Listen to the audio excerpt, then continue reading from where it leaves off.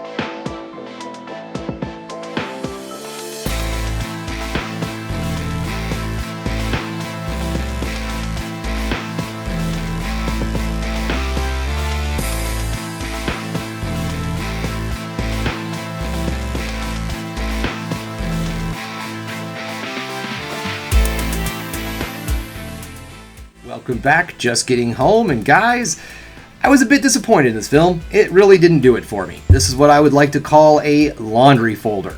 So let's get this started, shall we? We're going to get things started with negatives, then move into positives to end the video on the ever so important high note. Alright, now what do I mean by laundry folder? Alright, so that's a movie that you can plop down, turn on the old Netflix or what have you, with a big old batch of laundry, fold laundry, do some other meaningless little chores around the house, and at no time are you going to miss a spot in this film. In fact, you might get done with all of your little household chores and just have this whole thing on in the background and finish up everything just in time to get to the actual good spot, which is about the last 20-15 minutes of this film. This movie is not necessarily a slow burn, as it is just boring. Unfortunately, this film is very boring. Now, one of the things I love about a slow burn horror is a film that takes its time telling its story, building dread, building suspense, building atmosphere, and then finally it unleashes all of that buildup that you've had for that whole time in one big explosive ending. This movie is not like that.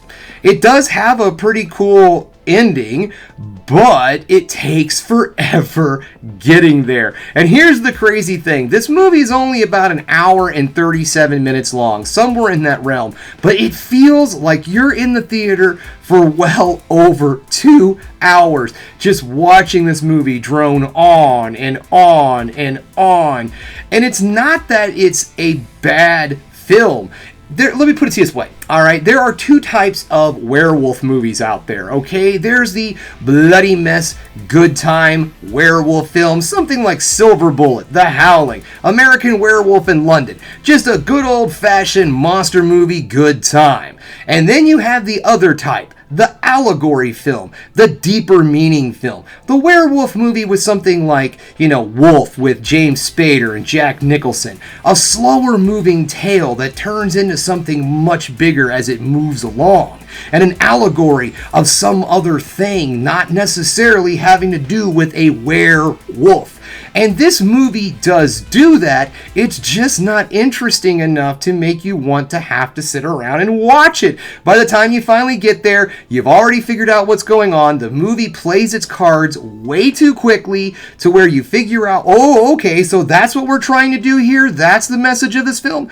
But you still have like 45 minutes of this movie to get through, and it's already showed you the big reveal. And I'm not talking about the monster. I'm talking about the message that the film is trying to portray. It gives it away way too soon and way too easily.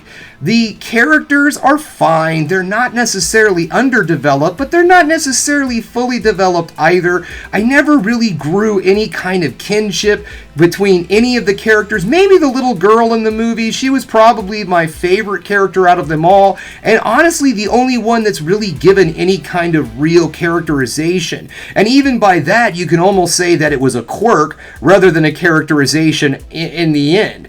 All in all, guys, I feel that this is just a run-of-the-mill horror film, slow burn, however you want to put it. But all in all, guys, I was extremely bored watching this movie. It felt like it was a little too bloated with a little too much thrown in there to try to get to that 1 hour and 30-minute time limit.